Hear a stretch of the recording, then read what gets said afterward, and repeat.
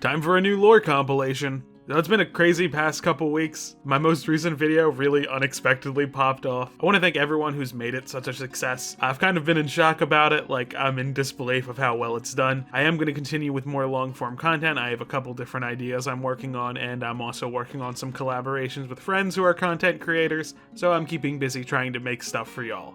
So this compilation is everything from February of this year. I did cut out videos that were just me reacting to and covering news, which I did a couple of because we did get a lot of Sonic news in February, and I figured with how much time has passed, they're all kind of old news at this point and there's not a whole lot of reason to revisit them. So anyway, on with the video.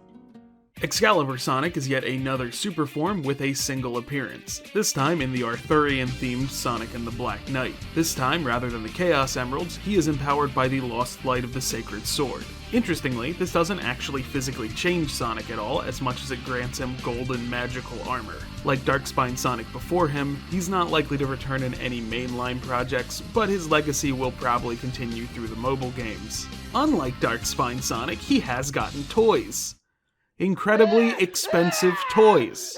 Black Doom is Shadow's father, the leader of the Black Arms, a race of aliens that had made multiple visits to Earth over thousands of years. He had made contact with Gerald Robotnik and subsequently donated his genetic material to enable the creation of Shadow, and in exchange it was agreed that Shadow would help retrieve the 7 Chaos Emeralds for Doom. Gerald, however, did not trust him and built the Eclipse Cannon specifically to destroy the Black Arms upon his return. The Black Arms would return 50 years later, taking advantage of Shadow's amnesia to attempt to recruit him to their side.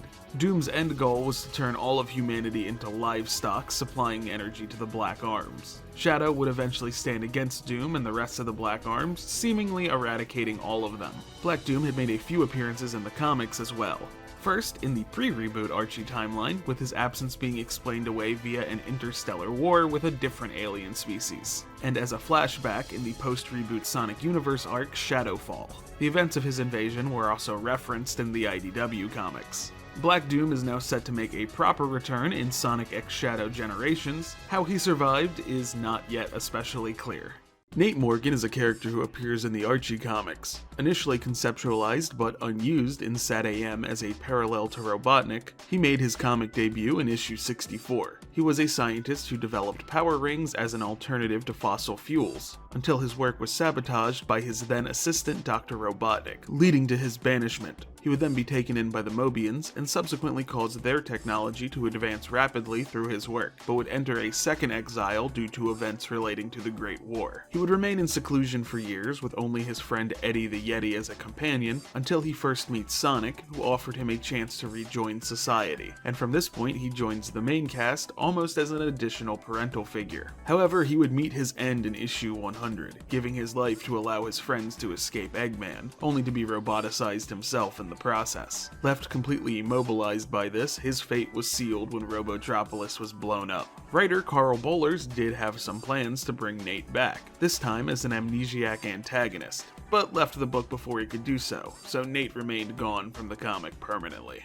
Bark the Polar Bear is a character who first appears in Sonic the Fighters, and for a fair bit of time this was his only real appearance, only making cameos in other media. While his character bio printed in the pages of Fighter Megamix Guide didn't necessarily state him to be antagonistic, in fact stating that while he's both incredibly strong and blunt, he has a kind heart and in actuality is very shy. When he made his first real appearance in the pages of the Archie comics, he and Bean the Dynamite had been hired by Eggman to attack Sonic during his birthday, and the two would later be teamed up with Fang, and this group would not only survive both the reboot and the jump to the IDW comics, but even get referenced in the games. Bark is also depicted as completely mute, never having uttered a word throughout his comic appearances. Also in the IDW comics, he's formed some kind of friendship with Amy, with her being the first to recognize his sweet nature. He has made some more recent cameos in games like Sonic Generations and Sonic Mania, so with Fang having a much more prominent role in Sonic Superstars, it isn't impossible that he might get the spotlight sometime in the future.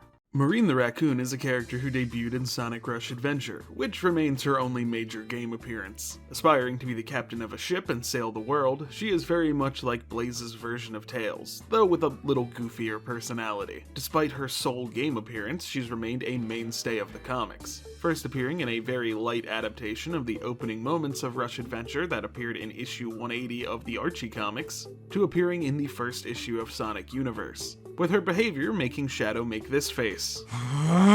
She would then get a starring role in the Pirate Plunder Panic arc of Sonic Universe, with her, Blaze, Amy, and Cream facing off with the pirate-themed Metal Sonic Captain Metal. While she was mentioned earlier on in the IDW comics, she would not make her first official appearance until the 2022 Sonic Annual, and hopefully we'll get to see more of her in the future. The Shadow androids are a model of Eggman robot, first having a minor appearance in Sonic Heroes and then becoming a main plot point in Shadow the Hedgehog. Eggman built these robots using data from the real Shadow sometime after the events of Sonic Adventure 2, with some upgrades. My Shadow android was made impervious to homing attacks. The Shadow android's standard armament includes some very relentless lock-on missiles. In both endings to the neutral path of Shadow the Hedgehog, Shadow believes himself to be one of these androids, now choosing to rebel and splatting Eggman. However, if you spend long enough on the game's final boss, Eggman does have dialogue telling Shadow that he is, in fact, the real deal. What I said about having created you, it was all a lie. You really are the ultimate life form my grandfather created. The Shadow androids have made appearances since then in the IDW comics, with a room full of them being what brought about the demise of Whisper's team, and Eggman later dropping an entire battalion of them upon Sonic and friends, with the androids nearly overwhelming them were it not for Shadow's own intervention. Dulcy the Dragon is a character who first appeared in Sonic SAT-AM, one of the few dragons on Mobius left free and unroboticized. This clumsily flying dragon joined the main cast in Season 2, and subsequently began making appearances in the Archie comics. Her backstory between the show and the comic differs slightly, so we'll focus on the comic. After Robotnik began his conquering of Mobius, the surviving dragons formed an isolationist colony in the ancient dragon city of Vesuvio, believing that the best bet at survival was to altogether abandon the surface world. Dulcy, however, failed to adjust to this new life and began venturing outside of the city, despite being informed that getting caught doing so would mean banishment. While out on a flight, she met and rescued Sonic and Sally. Oh yeah! Joining the Freedom Fighters in the process. However, she was caught, with her both being banished and being given a gold nose ring that suppressed her ability to breathe fire. Years later, despite her banishment, she would return to the city, finding it under siege from Eggman, and ended up saving it after the removal of the golden ring, subsequently bringing an end to her banishment. She was one of the characters to survive Archie's reboot, albeit with a major redesign. She also gets a mention in the Sonic Encyclopedia, which draws a comparison between her and the Mist Dragon from Sonic and the Black Knight. Mecha Sonic, sometimes known as Mecha Sonic Mark II, is a robotic duplicate of Sonic that first appears in Sonic and Knuckles. Most interestingly, he's shown to be able to tap into a super form utilizing the Master Emerald, but he can only seem to hold the form for a short period of time before having to return through the Emerald to re-attain it. This specific iteration of Mecha Sonic would make his comic debut with a background cameo in Sonic Super Digest number 12, referencing the events of Sonic and Knuckles. He would have had a major appearance in the unpublished Archie Sonic 291 had it not been cancelled. This issue would have adapted the closing events of Sonic and Knuckles, with Sonic, Tails, and Knuckles facing off with Mecha Sonic. Mecha Sonic made a proper return in IDW's Scrapnik Island miniseries. Having been abandoned after his failure, Mecha Sonic was repaired by E-117 Sigma and turned into the island's protector, though initially Sonic is not convinced. Just as Sonic begins to warm up to Mecha, his programming unfortunately begins to resurface, causing him to go after Sonic as well as begin to plot to take out Eggman. I don't want to spoil too much of Scrapnik Island, it's really good, I highly recommend it. Pachacamac is a character who first appears in Sonic Adventure. Named after an ancient city in Peru, Pachacamac was chief of the Knuckles clan thousands of years before the beginning of our narrative. Intent on expanding the power of the clan, he planned to steal the emeralds from the shrine despite his daughter Tikal's protests. As he and his men marched toward the emerald, trampling his daughter and the Chow who called the shrine home in the process, he incurred the wrath of Chaos, who wiped out Pachacamac and his men. And over time, this would cause Knuckles to become the last remnant of his clan. Pachacamac appears in both the Archie and the Fleetway comics, occupying similar roles, though the Fleetway comics make him more sympathetic given the clan's current predicament. He also has a minor role in the backstory of Sonic Chronicles: The Dark Brotherhood, with his desire to expand his power leading to the conflict with the Nocturnus clan. As stated before, he is set to appear in the Knuckles show, but what role he'll occupy is still unclear. Silver Sonic, more officially known as Mecha Sonic Mark I, is one of the final bosses of Sonic 2. The history of this character's name is actually fairly interesting, because while official Japanese material referred to them as Mecha Sonic for some time, they were not named in the game's English manual. The Sonic 1 and 2 official player's guide refers to this boss as Robo Sonic, while the Archie comics elected to call this character Silver Sonic, with the character's actual official name not appearing in English language sources till about 2013. This character's original concept art homages the OG Mechagodzilla with the insignia on its arm. As mentioned earlier, this robot makes tons of appearances in the comics, with the Archie comics having 3 iterations pre-reboot and 1 post-reboot, it even making an appearance in issue 6 of the Fleetway comics. Though the comic never names them, Nigel Kitching's script simply referred to them as the Sonic Badnik, so that's yet another name for it. This robot's most recent appearance was as a playable character in Sonic Superstars Battle Mode. So in the Archie comic, Sonic's gotten roboticized a good couple times. The first glimpse we see of this is in issue 19 when a Sonic from another reality, dubbed Cyborg Sonic, appears. In his reality, Robotnik managed to turn all of the freedom fighters into cyborgs, but failed to take away their free will. They attempted to use their newfound strength to stand against him, only for Robotnik to roboticize himself and emerge stronger than ever. The second instance of a roboticized Sonic occurs in the Mecha Madness arc, wherein Sonic pitches a plan to allow himself to get roboticized, but to use a neuro overrider to maintain his free will, as he believes that would be the best way to take down Robotnik. His plan is outright rejected by the freedom fighters, as it would be disastrous if Robotnik somehow gained control of him, causing Sonic to get frustrated and leave in a huff, only for him to get captured by Fang for Robotnik and roboticized into a version of Mecha Sonic. Both Bunny and Knuckles attempt to stand up to him, but to no avail, with the freedom fighters' only choice being to enact Sonic's plan, but with Knuckles, creating Mecha Knuckles, who's able to beat Sonic and give the freedom fighters a chance to de-roboticize him. In issue 118, Sonic, Tails, Robotnik, and Snively are kidnapped by an alien race known as the BEM, who wish to test which is superior, organics or robotics, subsequently de-roboticizing Eggman and Snively, and roboticizing Sonic and Tails, pitting the two groups against each other, though Sonic is returned to normal after their test. During the first Mega Man crossover, Eggman daydreams about a world where he successfully has a roboticized Sonic under his control, and during the second Mega Man crossover, at Sigma's direction, Sonic is turned into a robot master by Dr. Wily while Mega Man is corrupted by Robotnik, though the two scientists built in a countermeasure to betray Sigma, as if this Sonic and Mega Man were to fight each other, they would return to their natural states. The Downunda freedom fighters are a sect of freedom fighters living in the Mobius equivalent of Australia. First appearing in the second issue of Tails miniseries, they assist Tails in doing battle with Robotnik's sub-boss, Crocbot.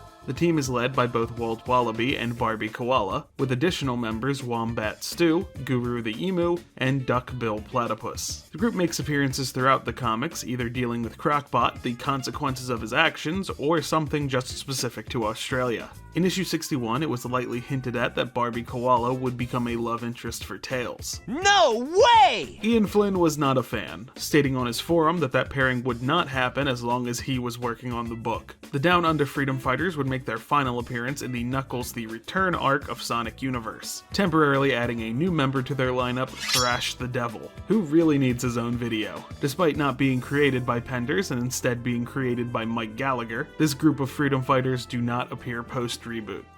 Locke is Knuckles' father in the Archie comics. Once guardian to the Master Emerald, he genetically augmented Knuckles before his birth in order to prepare him for upcoming conflicts he saw in a vision.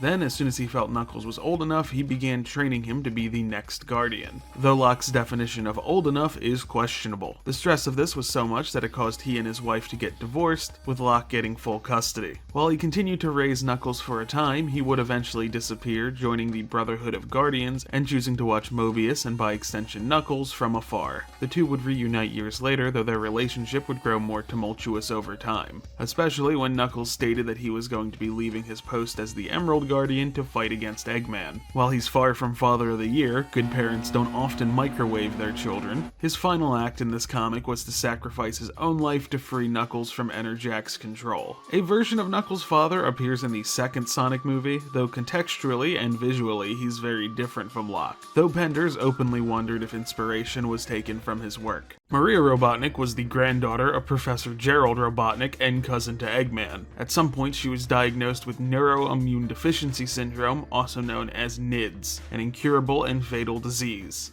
Gee, I wonder what that's allegorical for. Her condition left her in such a state that the space colony Ark was the safest place for her to be while she was treated. Her grandfather eventually took to working on Project Shadow in an attempt to create a cure for her, of course resulting in Shadow's creation. The two grew incredibly close as they were raised together, both fantasizing about the day they would see Earth together. That day, however, would never come as soldiers raided the space colony Ark to pull the plug on Project Shadow, which led to Maria's demise. In her final act, she asked for Shadow to promise to bring hope to mankind before jettisoning his escape pod. In Gerald's grief, he reprogrammed Shadow's mind to take his revenge on humanity, altering Shadow's memory of Maria's true wish, though Amy would manage to restore his memory. Despite Maria's relatively short screen time, she's a pivotal character in Shadow's origin story, and rightly so, included in most adaptations of it. That trend will continue as Alila Brown confirmed that she is in fact playing Maria in Sonic 3. Silver Sonic version 2, or Mecha Sonic Mark III, is yet another mechanical duplicate of Sonic. Making its sole in-game appearance in Sonic Adventure, it is found in a tube in Eggman's base in the Mystic Ruins, but is never properly awakened. Much like the other Silver Sonic we covered, this robot has a handful of design elements inspired by Mechagodzilla. While extremely underutilized in the games, this Eggman creation has a handful of appearances in the comics. In issue 85, after the events of Archie's Adventure adaptation, Eggman sends Silver Sonic 2 to attack Station Square during a farewell celebration for the Freedom Fighters. Though definitely a difficult battle, Sonic is eventually able to defeat it, and it is subsequently reprogrammed by Nate Morgan to become the guard robot of Station Square, and there it would stay until Archie's Adventure 2 prequel comic, where Shadow destroyed it after stealing a Chaos Emerald, funnily enough tying into the destroyed guard robots mentioned in this cutscene in Adventure 2. Sounds more like the work of Shadow. And most recently, this robot made a background cameo in the pages of Sonic Winter Jam amidst Eggman's clutter. So from that, I'd assume Eggman doesn't have any plans to use him in the near future.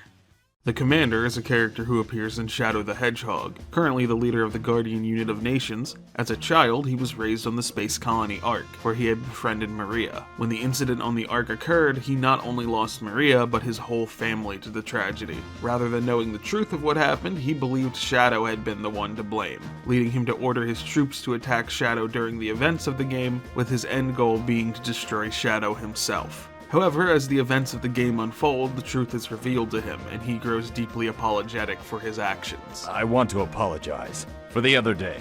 Actually, I just became a grandfather last week, and I was thinking of maybe having you over. He additionally has a minor role in Sonic Chronicles The Dark Brotherhood, providing some brief information on the Nocturnus clan. He appears both pre- and post-reboot in the Archie comics, given the full name of Commander Abraham Tower, where he is the one to personally give Team Dark their missions. And post-reboot, even though it's implied the exact events of the game took place, it's very evident he still doesn't trust Shadow. Allegedly, Commander Walters, more commonly known as the Olive Garden guy from the Sonic movies, is loosely based on him. And if that is the case, I'm sure we'll see more of him in the third movie. Razor the Shark is a character who appears in the Archie comics post-reboot. Once a member of a pirate crew along with his sister, he was thrown out of the crew after refusing to steal a shipment of medicine, with them leaving him abandoned and injured at sea. However, he was found and nursed back to health by Coral the Beta, the priestess of the Yusa-based shrine, with the two clearly growing fond of one another. Razor would then decide to stick around as the protector of the shrine and its surrounding Chow garden. He would also adopt his own Chow, a dark aquatic Chow named Crusher, who has a biting problem.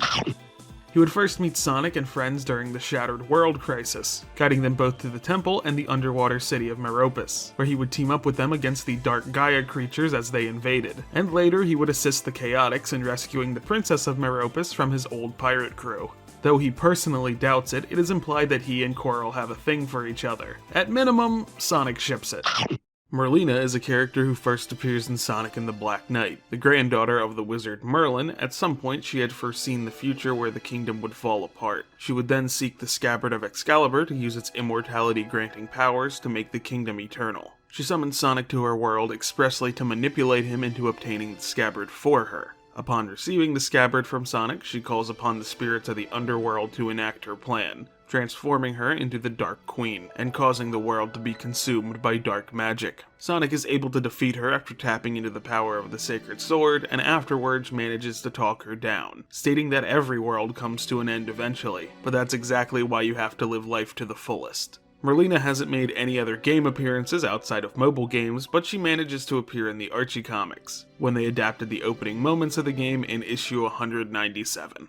Amadeus and Merlin Prower are characters in the Archie comics and are the parents to Tails. The second in command of the Royal Guard, Amadeus would discover Robotnik's true intentions with the Roboticizer, but before he could report his findings, he would be roboticized as well. Unfortunately, this event coincided with Tails' birth, with his perceived disinterest in the newborn greatly upsetting Rosemary. However, before Rosemary could suffer the same fate during Robotnik's conquest, the couple would be rescued by an alien species known as the Bem, who also took the opportunity to de-roboticize Amadeus, and there the two would stay for quite some time, only being able to communicate with their son through a message Sonic hand-delivered, until Tails' wizard uncle Merlin, don't worry about it, used his magic to bring them home. The two's return was not completely happy though, as they grew frustrated with the governing forces of the Kingdom of Acorn, which led Amadeus to lead a mass protest, subsequently landing him in prison. Tails and Rosemary would break him out, leading to a conflict with Elias Acorn, but thanks to Sally's mediation, the two were able to work out an agreement for a new system of government, leading to the creation of the Council of Acorn, which would have its own problems later. Outside of the Archie comics, in the Adventures of Sonic the Hedgehog episode, Tails' New Home, Robotnik does have two horrifying puppets masquerade as Tails' parents. Okay, let's talk about the theory that Silver descended from Shadow. Now, the official word at the moment is that Silver is not related to anybody in the main cast, and I don't imagine that changing anytime soon. However, some pieces of info used as support for this theory are interesting, so it's worth talking about. You can't really blame anyone for assuming that Silver had some relation to the main cast, as the future man being related to the past people is literally one of the most common time travel tropes, and being that Silver comes from a future where it's explicitly shown that Shadow still exists, and that we know for a fact this is a timeline where Sonic had bitten his last chili dog some time ago, Shadow is really the only clear answer. Add on them spending a not insignificant amount of time together during the plot, as well as having shared physical traits like their chest fur, as well as Shadow having chaos powers while Silver has telekinesis, you can see where the assumption came from. Then, in Sonic and the Black Knight, Shadow is cast as Sir Lancelot, and while he does not appear in the main game story, Silver is cast as Sir Galahad in the multiplayer mode, and is unlocked after completing the Lancelot Returns mission. In Arthurian legend, Galahad is the son of Lancelot. In 2008, Ian Flynn had been asked if the comics were ever going to touch who Silver descended from, to which he answered no, as at any moment Sega could make something official and, quote, make him look stupid. But he did openly speculate that, as even the leaked 06 script states that Silver is loosely based on Trunks from Dragon Ball Z, going off of parallels, he'd guess he's somehow related to Shadow and Amy. Amy's also canonically psychic, that's just a thing I'm throwing out there. However, after this, someone messaged current head of Sonic Team, Takashi Izuka, and asked if Silver is descended from Shadow, to which he replied no. This was shown to Ian, who responded, "Yup, I'm so sorry, Ian. Now what's my opinion? I don't really care." While I don't believe this theory would ever be incorporated into the mainline series, I've seen tons of cute fan works that use this theory, and I really like encouraging that creative freedom that this franchise has enabled. I got a couple comments like this. Neuroimmune Deficiency Syndrome, alternatively known as NIDS, is game canon. It's been outright stated in supplementary sources several times. The Japanese guidebook, Sonic Adventure 2 Perfect Guide, released October 1st, 2001, literally only 4 months after the game's release, has a section titled The Truth of 50 Years Ago, which is a segment from Rouge's in-universe report on Project Shadow. And one of the first sentences is, Maria had contracted a difficult-to-cure NIDS, Neuroimmunodeficiency Syndrome illness, and while medical treatment continued at the ARC's medical research facility, she was not expected to recover. And even if you for some reason doubt that translation's validity, the abbreviation NIDS still appears in the original Japanese text. In the US, the Prima Strategy Guide, which was released in conjunction with the game, mentions Maria having an illness, though fails to specify what illness. Information like that being omitted tracks for this era of localization of children's media. But let's say even that doesn't convince you, because canon morphs and changes over time. It is in the Encyclopedia, the literal current guide to game canon. Right on page 119, Maria Robotnik, a loving and generous girl suffering from NIDS, Neuroimmune Deficiency Syndrome. NIDS is canon. The Tails doll is an Eggman robot that first appeared in Sonic R. While Sonic and Knuckles have proper mechanical duplicates in this game, Tails gets this thing. Though just weird at first glance, this thing ended up unnerving a lot of the Sonic fandom, and resulted in some of the first Sonic creepypastas I can really remember, with them first being spread around 2005. Being that this Eggman creation had demonstrated no personality of its own, the fandom's conceptualization of the character ended up heavily influencing its depiction in Sonic media, with even its most recent in-game appearance placing it in the more horror-themed Pinball Carnival Zone Act 2 in Sonic Superstars. But like most niche Sonic characters, this thing really gets to shine in the comics. First being given a major role in the Archie comics in issue 231, Eggman sends it into New Mobotropolis to cause havoc. Cream finds the doll and, assuming someone dropped it, takes it with the intent of returning it to its original owner, unaware of its malicious intent. Cream eventually discovers the doll's true nature, leading to it transforming into a huge monster. Most interestingly, while this battle begins pre-reboot, it continues and reaches its conclusion post-reboot. This would not be the last appearance of the Tails doll in the Archie comics, though it would assume a much more subdued role as Eggman's means to spy on the freedom fighters. It has since appeared in the IDW comics in the Sonic 30th Anniversary special, still mainly as a monitoring device, but its creep factor still intact. Merlin Prower is Tails' uncle and is a wizard.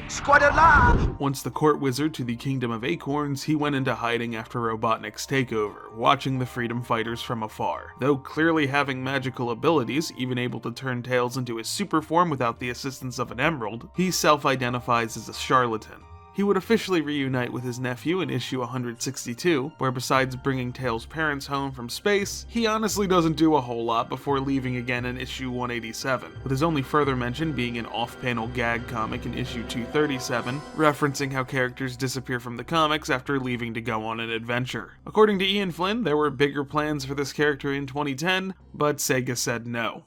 King Arthur is the initial antagonist of Sonic and the Black Knight. Once the benevolent ruler of Camelot, he became corrupted, wreaking chaos throughout his kingdom, and took on the mantle of the Black Knight. After Sonic got Army of Darkness into this world, Arthur commanded his still loyal Knights of the Round Table to pursue him. When Sonic eventually defeated him, however, he disintegrated, leaving only his scabbard behind, leading Merlina to reveal that King Arthur, from the beginning, had in fact been an illusion created by Merlin. Not Tails' uncle like actual proper Merlin. However, that doesn't mean there isn't a King Arthur, as at the tail end of the game, the Sacred Sword Caliburn reveals that, as he had been wielded by Sonic the whole game, that would make Sonic the one true King Arthur. I'm still not exactly sure what that means.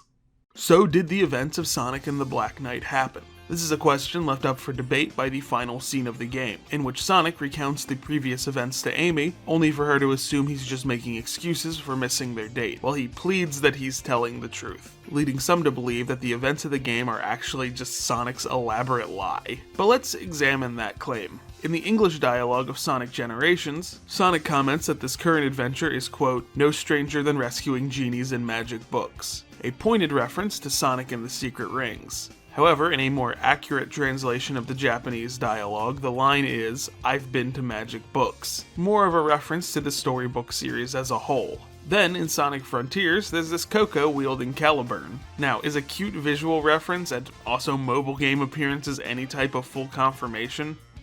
I don't know. To me, the answer to this question really depends on whether or not you think Sonic would tell a lie like this. So Sonic 06 simultaneously does and does not happen. In a very literal sense, it does not happen, as in the ending of the game, Sonic and Elise time travel to erase Solaris from existence, sacrificing their friendship to ensure the future of the world, with Sonic and Silver really meeting for the first time in Sonic Rivals. But the events still happened at some point, as it's implied almost as some form of cosmic reward for their sacrifice, that Sonic, Elise, and maybe Blaze and some others at least partially remember it, with it being wiped from the memory of everyone else. This is written kind of inconsistently both in the English and Japanese versions of the games, but the events that really stand out to me is Silver not remembering being paired up with Blaze before but feeling a sense of deja vu in Sonic Colors DS, and Sonic teasing him about the events of 06 in the Japanese dialogue of Team Sonic Racing, only for Silver to reply that he doesn't remember that. Then, of course, there's stuff like Crisis City appearing in Sonic Generations. So the answer really is, it happened, but only a handful of characters remember it. Thank you so much for watching. I want to thank my current patrons whose names are on screen, and a special thanks to my $5 patron, Ned Rex. If you want to support the content I make, head over to patreon.com/8squid, and I will see y'all in the next video.